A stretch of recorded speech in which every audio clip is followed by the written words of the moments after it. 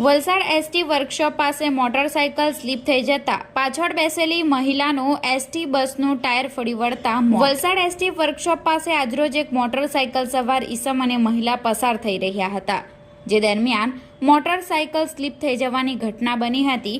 જે ઘટનામાં પાછળ બેસેલી મહિલા અને મોટરસાયકલ સવાર ઈસમ રસ્તા ઉપર પટકાયા હતા, જેમાં પાછળથી આવી રહેલી એસટી બસનું પાછળનું ટાયર મહિલા ઉપર ફરી વળ્યું હતું, જેને લઈ મહિલા ઈજાગ્રસ્ત બની હતી। તાત્કાલિક ધોરણે આસપાસના લોકો તેમની મદદ માટે દોડી આવ્યા હતા અને ઘટનાની જાણ 108 એમ્બ્યુલન્સને કરી હતી।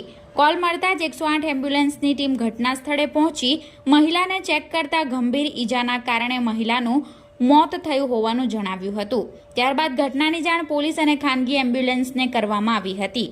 પોલીસ અને ખાનગી એમ્બ્યુલન્સના ચાલક ઘટના સ્થળે પહોંચી મહિલાનો લાશનો કબજો લઈ પીએમ હેઠળ ખસેડી આગળની કાર્યવાહી પોલીસ દ્વારા હાથ ધરવામાં આવી છે।